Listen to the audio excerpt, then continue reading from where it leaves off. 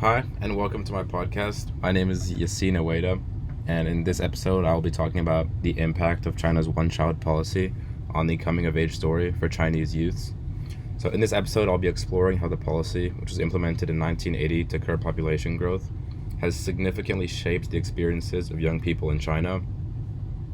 So, my main goal and my aim for this podcast is to provide you with a better and more complete understanding of the challenges faced by Chinese youth due to the one child policy, which was just recently removed in 2015.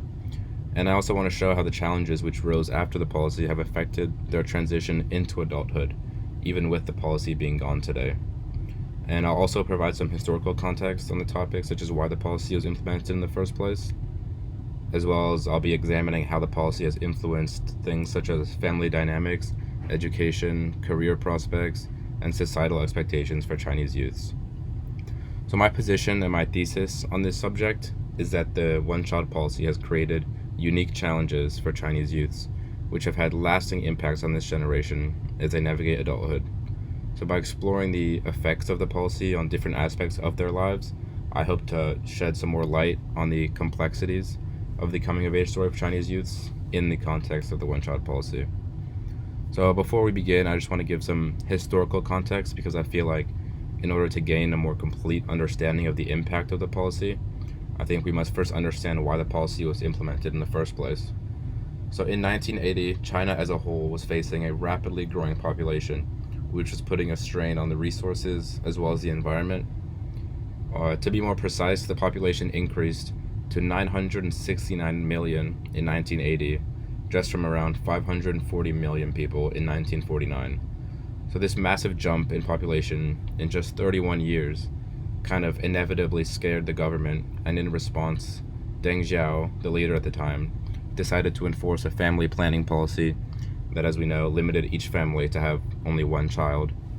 Therefore, with the country's population growing faster than the new resources, the policy was seen as a necessary measure to control the population growth as well as to improve the country's economic development. However, the implementation of the policy, as we'll get into, had significant and lasting effects on Chinese society, especially in the experiences of young people, which we'll talk about. So, although the policy did have some benefits, as I've just said, as is the focus of my podcast as well as my argument, the policy had many negative consequences. And I want to begin by leading with how it has led to a significant gender imbalance, as family favored having boys over girls. So this led to a massive shortage of women in China, which has led to implications for marriage and family life. Also, as the policy caused infinite challenges for women who had to bear the children. For example, a primary resource I want to bring in is the book we read in class called Under Red Skies by Caroline Can. So in the book, Caroline goes on to explain the countless challenges faced by her mother, such as how she was pestered by Sister Lin, who was sent by the government, as well as how she was forced to pay 6,000 yuan to the government as a penalty for breaking the rule, as well as how the government tried to force her, as well as millions of other women, to get sterilization surgery. And these were all just so many challenges which Caroline's mother, along with so many other women, had to face as a consequence of the policy. So moving on, another set of primary resources I want to bring in is some of the propaganda posters from back in the day that were used to promote birth control and population control in China. So this first poster here reads that carry out family planning, implement the basic national policy.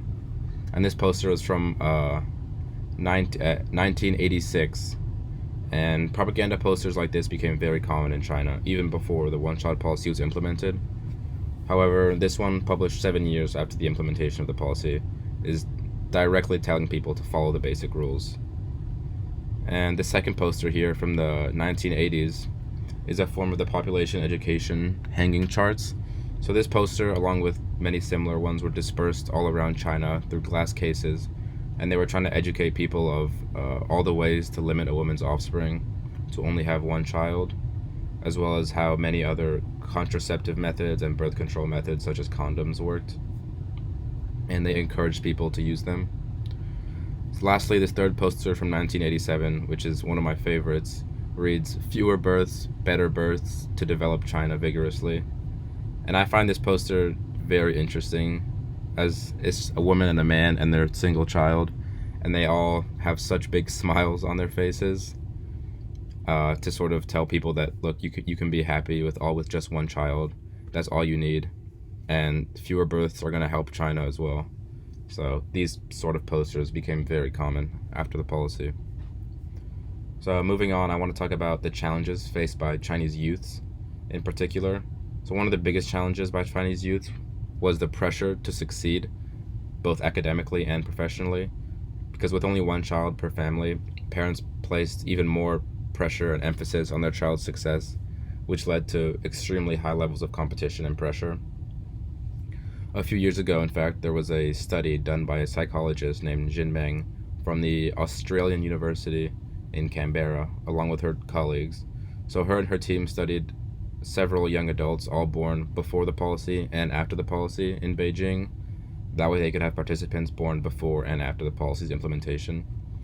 So they had the aim of evaluating some psychological traits and found some very, very interesting results. So the study participants born after the policy went into effect were found to be less trusting, less trustworthy, less inclined to take risks, less conscientiousness, and optimistic, as well as less competitive than those who were born a few years earlier. And Meng also claims that, however, that is the combination of the policy, as well as the tradition of parents placing such high expectations on their children, which causes these negative consequences. So, because the parents only had one child, they placed so much pressure on their only child and made them feel like they had to succeed, which was not healthy at all.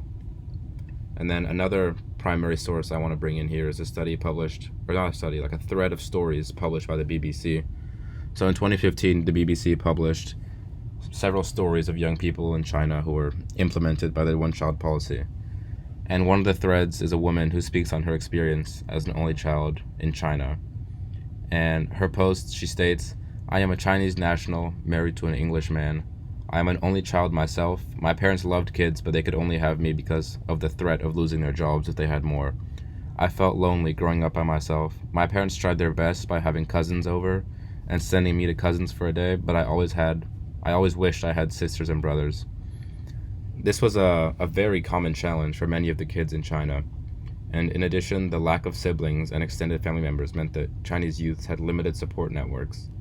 So this, paired with the pressure to succeed in every aspect, sort of led to extremely high levels of stress and anxiety. Next, I want to talk about sort of the lasting impacts on the Chinese youths as they sort of navigated adulthood and they matured.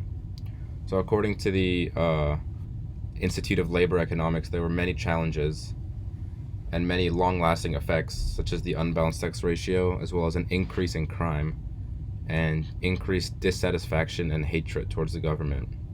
So to go more in depth, they found that the unbalanced sex ratio made competition for men extremely hard when it came to finding a partner, and there were simply too few women in society for each man to find a suitable partner.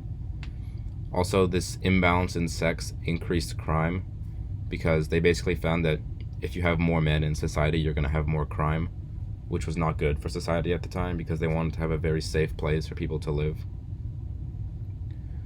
Lastly, because the policy was just recently removed, it created a lasting cultural shift, which has impacted and challenged the coming-of-age story of Chinese youth. So this sort of traditional value of having the duty and being expected to take care of your parents was seriously adjusted by the policy. So after the policy and even now, only children are still expected to manage the burden of their taking care of their parents in old age without any help. So this is extremely hard, because if you can imagine taking care of your parents while you're simply working and you have no help from your siblings, that's a very hard task.